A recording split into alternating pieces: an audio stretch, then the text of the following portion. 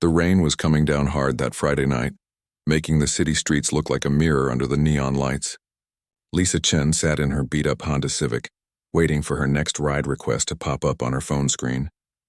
She'd been doing this for 8 months now, and she knew the drill. Friday nights meant drunk passengers, messy cars, and hopefully decent tips that would help her pay the rent.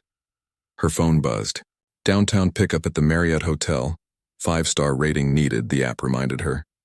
Lisa sighed and started the engine. The windshield wipers squeaked as they fought against the heavy rain.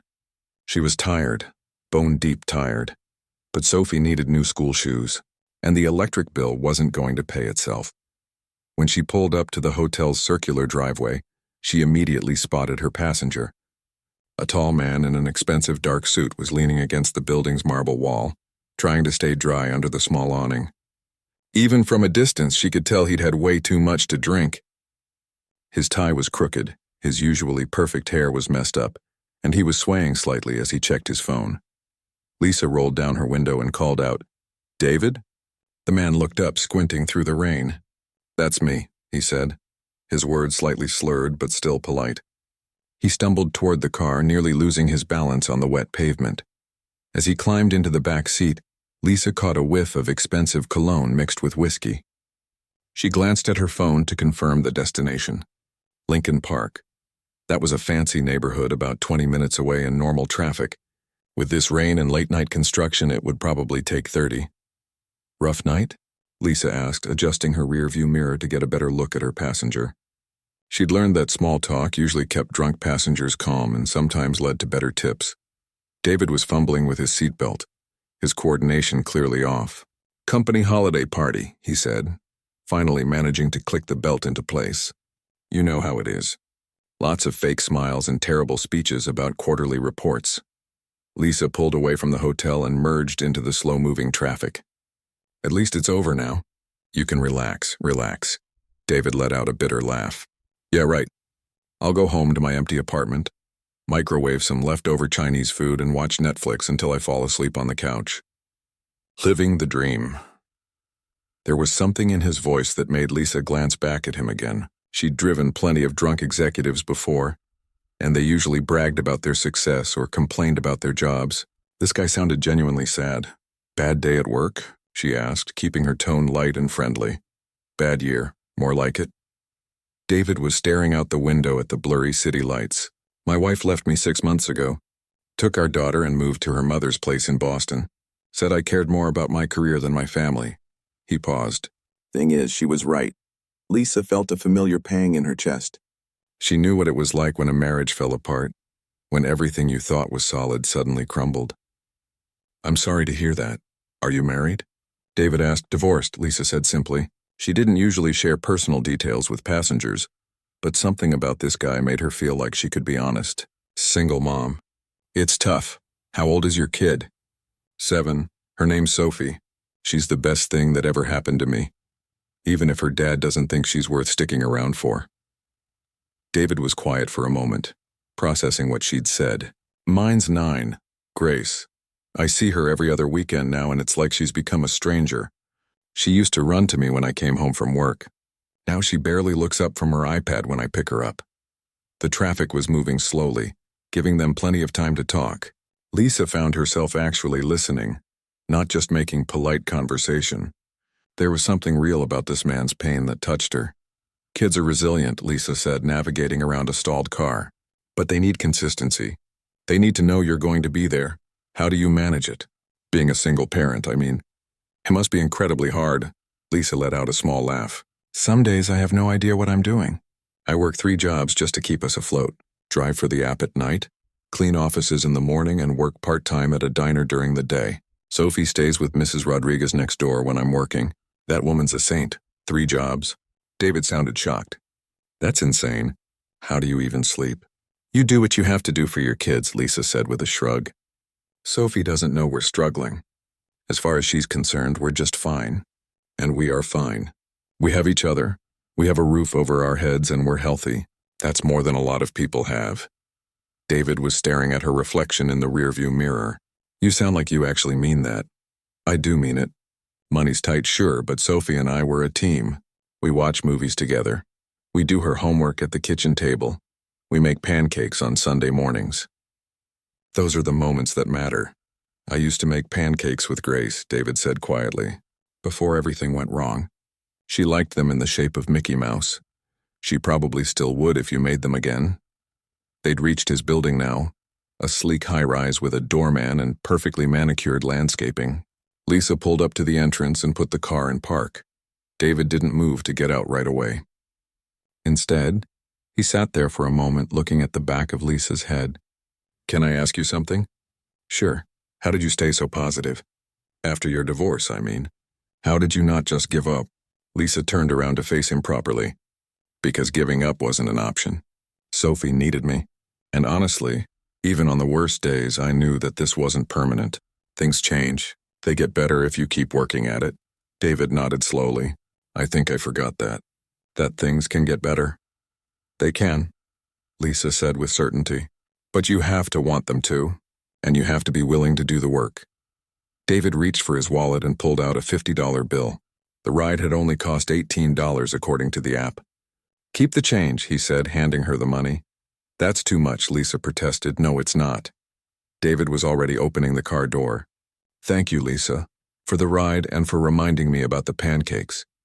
As he walked toward his building, Lisa watched him in her rearview mirror. Something about this ride had been different. This wasn't just another drunk passenger. This was a real person, dealing with real pain just like she was. She didn't know it then, but that rainy Friday night conversation would change both of their lives forever. Sometimes the most important moments happen when you least expect them. In the most ordinary circumstances, sometimes a simple act of kindness, like really listening to someone, can plant a seed that grows into something beautiful. 3 weeks had passed since that rainy Friday night, and Lisa had almost forgotten about the sad executive who'd left her a generous tip. She was back to her routine, picking up random passengers and trying to make enough money to cover Sophie's after-school program fees. It was Tuesday evening around 9:30 when her phone buzzed with a ride request. The pickup location looked familiar. Same fancy hotel downtown.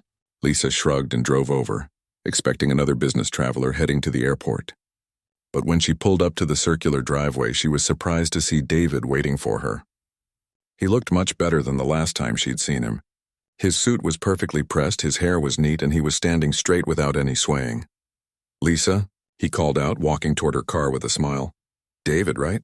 Lisa said, rolling down her window. "I remember you. How are you doing?" "Much better, actually."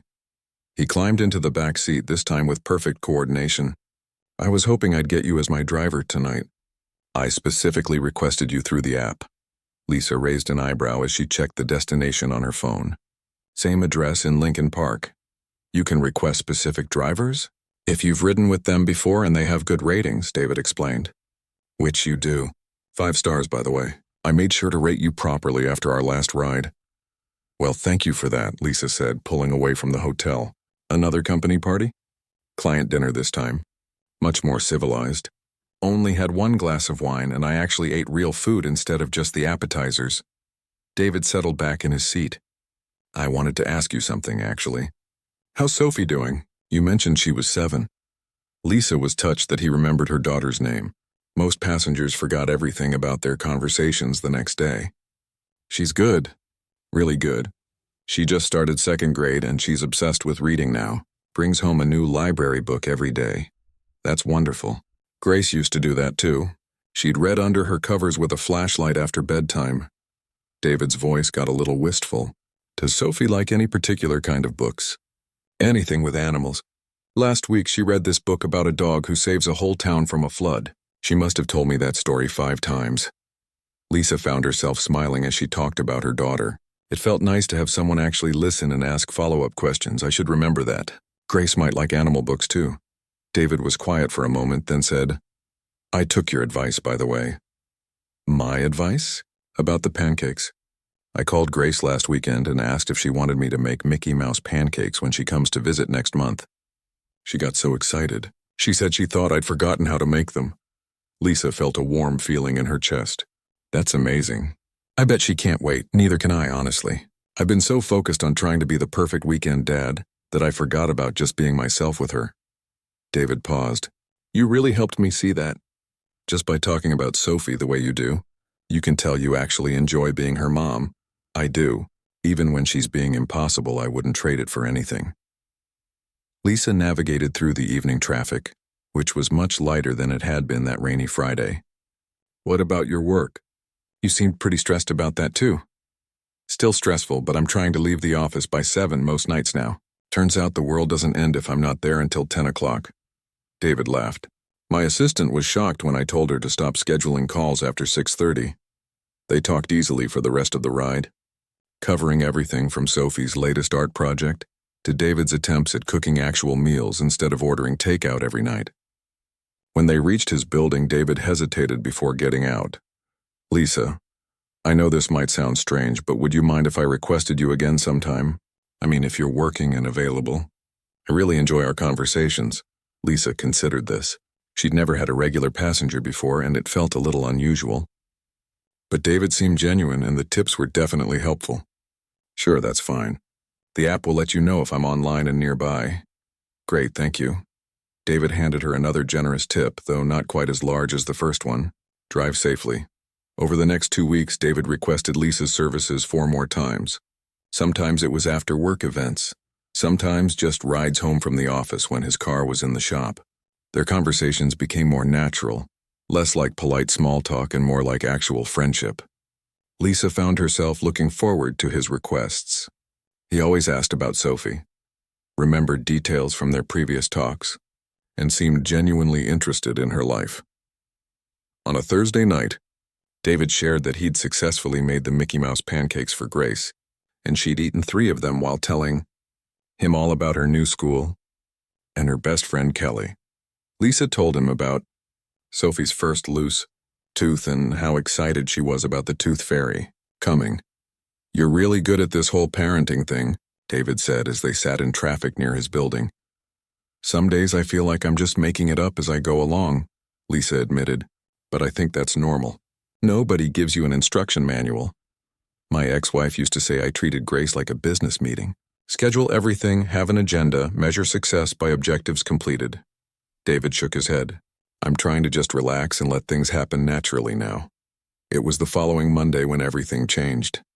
Lisa was getting ready to start her evening shift when her car made a horrible grinding noise, and then just died completely. She managed to coast into a gas station parking lot, but when she tried to restart the engine, nothing happened. The mechanic at the station took one look under the hood and shook his head. Transmission's gone, he said. It's going to cost you at least $1,200 to fix, maybe more. Lisa felt her stomach drop. $1,200 might as well have been $12,000. She called Mrs. Rodriguez to let her know she wouldn't be home until late, then sat in the gas station trying not to panic. No car meant no rideshare work. No rideshare work meant no money for rent. She was so lost in her worry that she almost didn't notice her phone ringing. David's name appeared on the screen. Hey Lisa, I just put in a ride request, but it says you're not available. Everything okay? Lisa took a deep breath. My car broke down. The transmission died. I'm stuck at a gas station on 5th Street. Which gas station? I'm coming to get you. David, you don't need to do that. I can call a taxi or something. Don't be ridiculous. I'll be there in 15 minutes. 20 minutes later, David's black BMW pulled into the gas station. He'd changed out of his work clothes into jeans and a casual shirt. Lisa had never seen him dressed down before, and it made him seem more approachable, more real. Show me what happened, David said, walking over to her Honda. The mechanic explained the problem again while David listened carefully, asking technical questions that showed he actually knew something about cars. When the mechanic finished, David nodded thoughtfully. How long would it take to fix? 2, maybe 3 days if I can get the parts. David turned to Lisa. Where do you want to have it towed? I can't afford to fix it right now, Lisa said quietly. I'll have to figure something else out. What if I told you that you're my favorite driver and I'd like to make sure you're back on the road as soon as possible? Business investment, Lisa stared at him. David, I can't let you pay for my car repairs. Why not? You provide a service I value. It makes sense for me to invest in keeping that service available. His tone was matter-of-fact, but his eyes were kind. Besides, you can pay me back gradually if it makes you feel better. No interest, no pressure. Lisa felt tears building up in her eyes. After everything that had happened with her ex-husband, after all the time she'd had to figure things out completely on her own, Having someone offer genuine help felt overwhelming. I don't know what to say. Say yes and let me call the tow truck. After David helped get Lisa's car fixed, their friendship took on a different quality. Instead of just requesting rides home from work or business events, David started asking Lisa to drive him to places that felt more personal. The first time it happened, Lisa was surprised when the pickup location wasn't his office or a restaurant, but a grocery store in his neighborhood. Personal shopping day? Lisa asked as David climbed into the passenger seat this time instead of the back. He was wearing weekend clothes and carrying several cloth shopping bags. I'm trying to cook real food instead of ordering takeout every night, David said with a slightly embarrassed smile. Turns out I have no idea what I'm doing. I spent 20 minutes in the produce section trying to figure out how to pick a good avocado. Lisa laughed. Sophie and I go grocery shopping together every Sunday. She's gotten pretty good at picking out the ripe fruit. Maybe I should give you some tips. I would actually love that, David said. Would you mind making a quick stop at that farmer's market on Oak Street? I heard they have better vegetables than the chain stores. As they walked through the farmer's market together, Lisa found herself naturally falling into the role of shopping guide. She showed David how to test melons for ripeness, explained which greens stayed fresh longest, and helped him pick out ingredients for simple meals that wouldn't overwhelm a beginner cook. You're really good at this, David said, watching Lisa negotiate with a vendor over the price of tomatoes. Sophie's lucky to have someone who knows how to make every dollar stretch. You learn fast when you have to, Lisa said, handing David a bag of perfectly ripe peaches. These will be great with oatmeal in the morning. The following week, David asked Lisa to drive him to the suburbs to visit his father. During the hour-long drive, he told her about his dad's recent fall and how guilty he felt about not visiting more often. I keep making excuses about being busy with work, David said, staring out the window at the changing scenery as they left the city behind. But the truth is, seeing him get older scares me. He used to be this strong, invincible guy who could fix anything. Now he can barely open a jar of pickles. Getting older is hard, Lisa said softly, but I bet he just wants to spend time with you. Sophie always lights up when people pay attention to her, even if we're just sitting on the couch watching cartoons. When they reached the assisted living facility, David hesitated before getting out of the car. Would you mind coming in with me? I know it's weird, but I think having you there might make the conversation easier. Lisa was touched that David trusted her enough to include her in something so personal. His father, Robert, turned out to be a sweet man in his 70s who was delighted to have visitors. He told Lisa stories about David as a child, shared pictures from his wallet, and insisted they stay for lunch in the facility's dining room. Your friend here is very nice, Robert whispered to David when Lisa went to get them coffee. Much better than that stuffy woman you were married to. Dad, David said, but he was smiling. The real shift in their relationship happened 3 weeks later, when David called Lisa on a Saturday afternoon with an unusual request. I know this is last minute, but would you be able to drive me to pick up Grace from my ex-wife's house? My car's in the shop and the custody pickup is in 2 hours. Of course, Lisa said. Where does she live? About 45 minutes north of the city. I'll pay you for the time, obviously. What David didn't mention was that this would be Lisa's first time meeting Grace. When they pulled up to a beautiful suburban house with a perfectly manicured lawn, a little girl with dark curls came running out the front door, followed by a well-dressed woman who looked like she'd stepped out of a magazine. Daddy! Grace called out, launching herself at David as soon as he got out of the car. Hey, princess, David said, scooping her up in a hug. I missed you so much. David's ex-wife, Jennifer, approached the car with Grace's overnight bag and a slightly curious expression. New car? She asked. It's in the shop.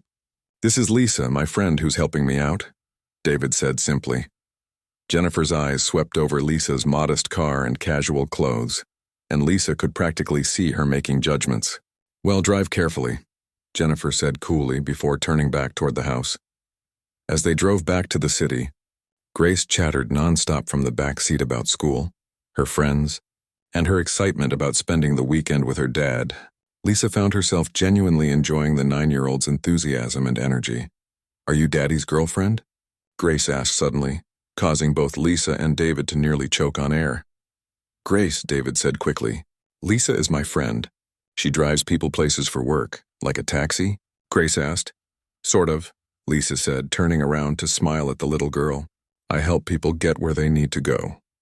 That's a really nice job, Grace said seriously. Do you have any kids? I do. A daughter named Sophie. She's 7, a little younger than you. Does she like to color? I love coloring. Lisa smiled. She loves it. I actually keep some coloring books and crayons in my car for when I'm waiting between rides. Would you like to see them? Grace's eyes lit up, and she spent the rest of the drive working on a picture of a princess while telling Lisa all about her favorite colors and characters. By the time they reached David's apartment, Grace was asking if Lisa and Sophie could come over for pancakes sometime. Everything was going well until Sophie got sick. It started with a slight fever on a Tuesday morning, but by Wednesday evening she was burning up and coughing so hard she could barely sleep. Lisa called in sick to all her jobs and spent 2 days sitting by Sophie's bedside, giving her medicine and trying not to panic when the fever spiked at 103 degrees.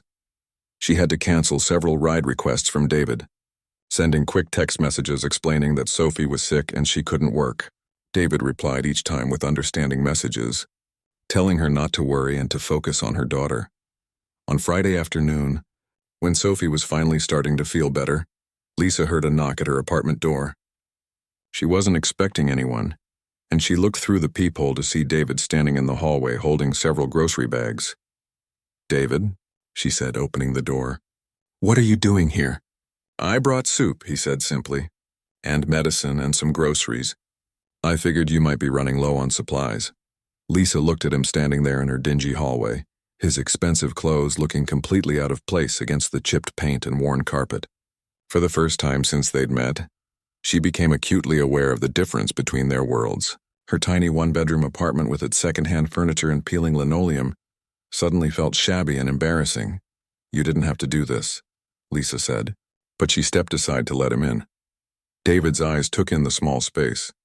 The couch that doubled as Lisa's bed, the kitchen table covered with Sophie's art supplies and homework. If he was judging, he didn't show it.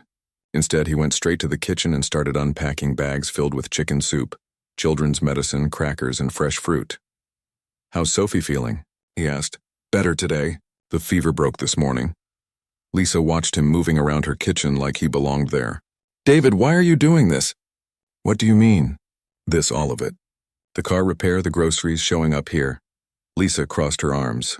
"Is this some kind of charity project for you? The poor single mom you can help feel better about yourself?" David stopped unpacking and turned to face her fully. The question seemed to hit him like a physical blow. "Is that really what you think this is?" "I don't know what to think anymore," Lisa said, her voice getting louder. "We live in completely different worlds, David. You live in a penthouse, I live in a one-bedroom apartment where my daughter and I share a bed. You buy groceries without checking prices, I clip coupons and hunt for sales. So what is this really about?" David was quiet for a long moment, and Lisa could see something shifting in his expression. When he finally spoke, his voice was softer than she'd ever heard it. "You want to know what this is about? You're the strongest person I've ever met. You work 3 jobs, you're raising an amazing daughter, and somehow you still have the energy to care about other people. You listened to me complain about my problems when I was drunk and pathetic, and you didn't judge me. You helped me remember what actually matters in life." He paused, running a hand through his hair. "I'm not here because I feel sorry for you, Lisa. I'm here because I care about you. More than I probably should." The room fell silent except for the sound of Sophie's cartoon playing softly from the bedroom. Lisa stared at David, processing his words and the raw honesty in his voice. "I think I'm falling in love with you," David said quietly, "and it scares the hell out of me." The silence in Lisa's small apartment stretched on for what felt like forever after David's confession. Sophie's cartoons played softly from the bedroom, and Lisa could hear her daughter giggling at something on the screen. Everything felt normal except for the fact that this successful businessman had just told her he was falling in love with her. "David," Lisa started, but she didn't know how to finish the sentence. "I know it's complicated," David said quickly, as if he could read the doubt in her eyes. "I know we're from different worlds, but these past few months spending time with you and Sophie, it's made me happier than I've been in years. You make me want to be a better person, not just a better father or a better employee, but genuinely better." Lisa felt her heart racing. Part of her wanted to believe him, wanted to take the leap and see where this could go. But the practical part of her, the part that had learned to be cautious after too many disappointments, kept whispering warnings. "I need time to think," Lisa said finally. David nodded, looking disappointed but not surprised. "Of course. I'll let you get back to taking care of Sophie." He headed toward the door, then stopped. "Lisa, whatever you decide about us, I want you to know that helping you wasn't about charity or feeling sorry for you. You've done more for me than I could ever do for you." After David left, Lisa spent the rest of the weekend in a strange fog. Sophie recovered quickly, bouncing back to her usual energetic self. But Lisa found herself replaying David's words over and over. She wanted to believe that what they had was real. But every time she thought about his penthouse and her cramped apartment, doubt crept back in. On Monday morning, everything changed again, but not in a way Lisa had expected. She was getting Sophie ready for school when someone knocked loudly on her door. Lisa looked through the peephole and felt her stomach drop. It was Tony, her ex-husband, and he looked angry. "What are you doing here?" Lisa asked, opening the door but keeping the chain lock attached. "I came to see my daughter," Tony said, his voice already aggressive, "and to discuss some changes that need to happen around here. You can't just show up without calling first. That's not how custody works." "Custody?" Tony laughed harshly. "That's exactly what I want to talk about. I've been thinking, and I want Sophie to come live with me and Veronica. Full-time." Lisa felt like she'd been punched in the stomach. Tony had remarried 6 months ago to a woman he'd been seeing while he was still married to Lisa. He'd shown minimal interest in Sophie since the divorce, seeing her maybe twice a month when it was convenient for him. "You can't be serious," Lisa said. "I'm dead serious. Veronica and I have a house now, with a real yard and a good school district. Sophie deserves better than this dump you're living in." Tony gestured dismissively at Lisa's apartment. "I talked to a lawyer and I have rights as her father." "Mama?" Sophie appeared in the hallway, her backpack on and ready for school. She looked confused and a little scared seeing her father at the door arguing with her mother. "It's okay, sweetheart," Lisa said, trying to keep her voice calm. "Go wait in the kitchen for a minute." "Daddy?" Sophie said tentatively. "Hey, princess," Tony said, his tone completely different now. "How would you like to come live with Daddy and Veronica in our big house? We have a pool and everything." Sophie looked between her parents, clearly unsure what to say.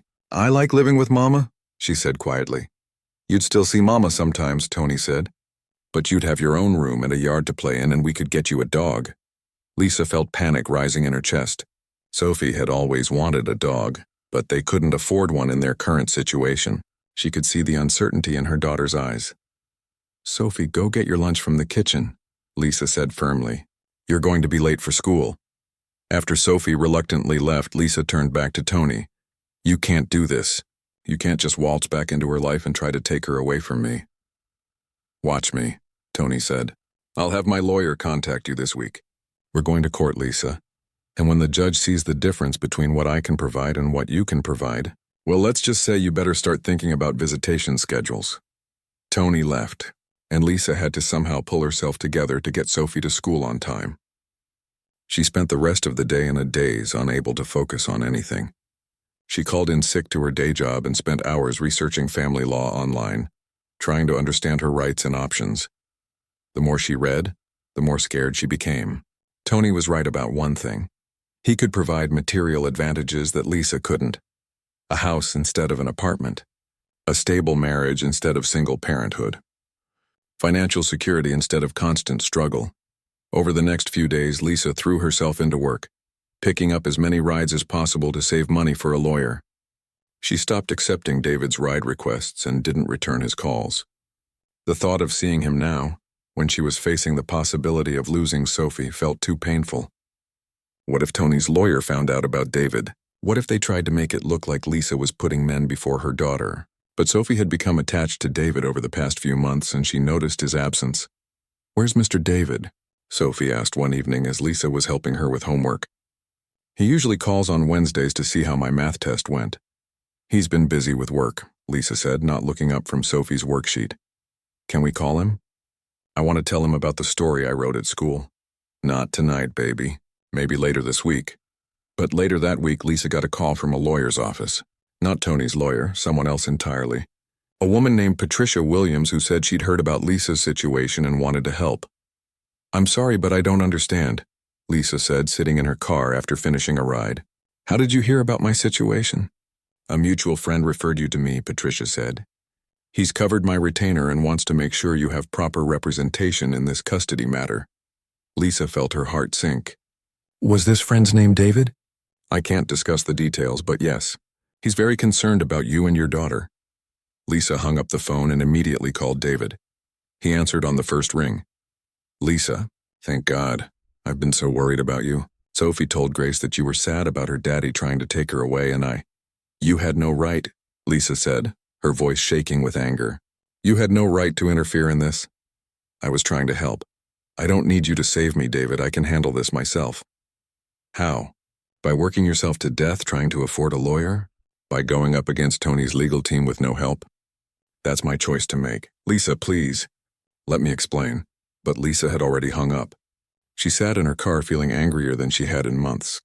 Just when she thought she could trust someone, just when she'd started to believe that David might really care about her as an equal, he'd gone behind her back like she was some charity case who couldn't handle her own problems. That night, after Sophie was asleep, there was another knock at Lisa's door. This time it was David, and he looked like he hadn't slept in days. Please don't shut the door, David said as soon as Lisa opened it. Just give me 5 minutes to explain. There's nothing to explain. You think I can't take care of my own daughter, so you swooped in to fix everything. Just like you fixed my car, just like you brought groceries when Sophie was sick. That's not what this is about. Then what is it about, David? Because from where I'm standing, it looks like you see me as some project you can work on. David ran his hands through his hair, looking frustrated. You want to know what this is really about? I'm terrified of losing you. Both of you. Sophie lights up when she talks about you, and you light up when you talk about her. Watching you two together showed me what real love looks like, what a real family looks like. And when I heard that Tony might take her away from you, I couldn't just sit there and do nothing. So you hired me a lawyer without asking? Yes, I hired you a lawyer, because you deserve to fight this with the best help available. Because Sophie belongs with you, and anyone with half a brain can see that. And because I love you, Lisa. Not because I want to rescue you or change you, but because you're the strongest, most amazing person I've ever met. Lisa stared at him, seeing the raw emotion in his eyes. I don't want to be your charity case, she said quietly. You're not my charity case. You're the woman I want to build a life with, as partners, as equals. I'm not trying to save you, Lisa. You saved me. Lisa stood in her doorway looking at David's tired face and hearing his words echo in her mind. You saved me. She wanted to believe him, wanted to trust that this was real, but the fear of making another mistake kept her frozen. I can't do this right now, Lisa said finally. The custody hearing is in 2 weeks, and I need to focus on that. Sophie needs me to be strong, not confused about my feelings. David nodded, though disappointment flashed across his face. I understand. But Lisa, please don't fire Patricia. She's the best family lawyer in the city, and she's already started building your case. Let me do this one thing for you. Not because I think you can't handle it, but because I want Sophie to stay where she belongs. After David left, Lisa spent a sleepless night thinking about everything that had happened. The next morning, she called Patricia Williams. I want to be clear about something, Lisa said. If I accept your help, I need to know that you're working for me, not for David. I make the decisions about my case. Absolutely, Patricia replied. David made it very clear that I answer to you. He's simply covering the legal fees. Think of him as a concerned friend who wants to help. Nothing more. The next 2 weeks flew by in a blur of legal meetings, document gathering, and testimony preparation. Patricia was everything David had promised. Sharp, experienced, and completely focused on keeping Sophie with Lisa. She helped Lisa understand that Tony's sudden interest in custody was likely motivated by his new wife's desire to look like a perfect stepmother, not by genuine concern for Sophie's well-being. He's seen Sophie maybe 20 times in the past year, Patricia pointed out during one of their preparation sessions. Meanwhile, you've been there for every school event, every sick day, every bedtime story. No judge is going to overlook that consistency. Still, Lisa was terrified as she walked into the courtroom on the day of the hearing. Tony sat at the other table with his expensive lawyer and his perfectly dressed wife, Veronica. They looked like the picture of success and stability, but Patricia had done her homework. She presented evidence of Tony's inconsistent child support payments, his frequent cancellations of scheduled visits, and most damaging of all, Sophie's own words about where she wanted to live. The judge had spoken privately with Sophie, as was standard in custody cases. When she emerged from his chambers, Sophie ran straight to Lisa and hugged her tight. "I told him I want to stay with you, Mama," Sophie whispered. "I told him you take the best care of me." The judge's decision was swift and clear. Sophie would remain with Lisa as the primary parent. Tony would continue his current visitation schedule, with the option to request more time if he could demonstrate consistent involvement in Sophie's life. As they left the courthouse, Lisa felt a weight lift from her shoulders that she hadn't even realized she'd been carrying. Sophie skipped beside her, chattering excitedly about going home and calling Grace to tell her the good news. "Can we call Mr. David too?" Sophie asked. "I want to thank him for helping us." Lisa realized that Sophie somehow knew about David's involvement, probably through her conversations with Grace.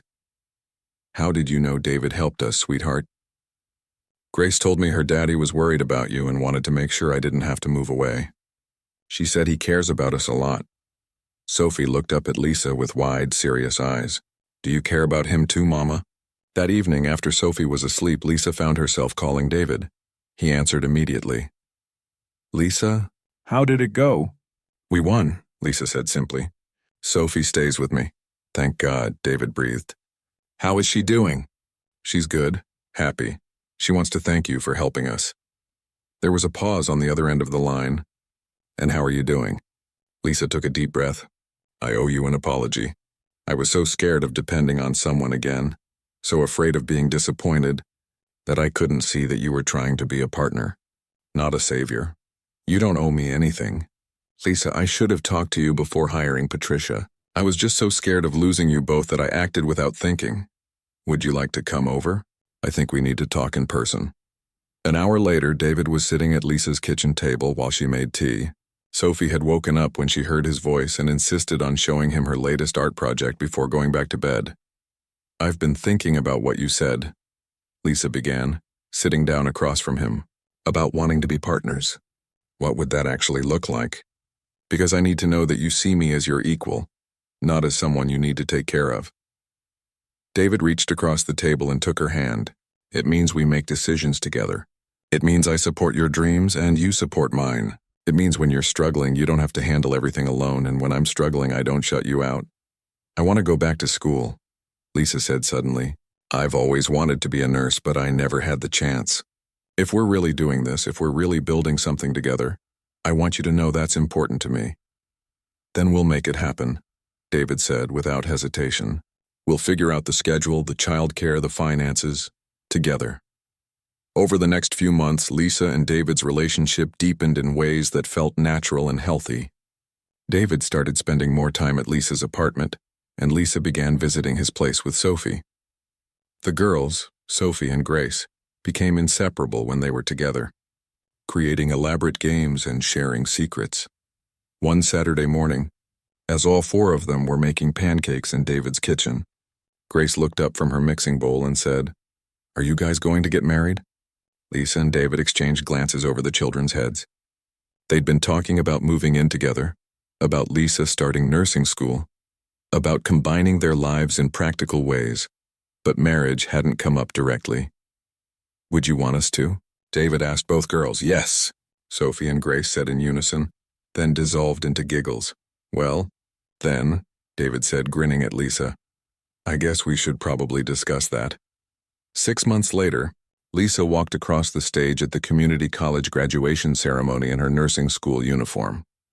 David, Sophie, and Grace were in the audience cheering loudly, along with Mrs. Rodriguez and even David's father, Robert, who had become a beloved grandfather figure to both girls. Lisa's new job at the children's hospital paid well enough that she could finally move out of her tiny apartment. Instead of getting a place of her own, she and Sophie moved into David's house, which they'd renovated to include separate bedrooms for both girls and a study where Lisa could do homework for her continuing education courses. Their wedding was small but perfect, held in the backyard garden that Sophie and Grace had helped plant. Lisa wore a simple white dress, and both girls served as flower girls, tossing petals with barely contained excitement, as Lisa and David exchanged vows they'd written themselves, promising to be partners in everything, to support each other's dreams, and to always remember that the strongest families are built on love and respect. Lisa thought about how far they'd both come. David had learned to prioritize the people he loved over his career success. He left the office by 6 every day now, coached Grace's soccer team, and had developed a genuine friendship with Sophie that was based on mutual respect rather than trying to win her over. Lisa had learned to accept help without seeing it as charity, to trust that not all men would let her down, and to believe that she deserved happiness and partnership. 2 years after their wedding, as Lisa tucked both girls into their beds in the house they now all shared, Sophie looked up at her with sleepy eyes. "Mama, do you remember when you used to drive people around in your car?" "I do, sweetheart. That's how I met David." "I'm glad you picked him up that night," Sophie said with a yawn, "even if it was raining." Lisa kissed her daughter's forehead and smiled. Sometimes the best things in life really did come from the most unexpected places. Sometimes a simple act of kindness, like giving a lonely man a safe ride home, could change everything. As she turned off the lights and headed downstairs to where David was waiting with hot chocolate and a movie they'd been planning to watch together, Lisa realized that the scared, overwhelmed single mom who used to work 3 jobs just to survive was still part of her. But now she was also a wife, a registered nurse, a stepmother, and most importantly, a woman who had learned that accepting love didn't make her weak. It made her stronger.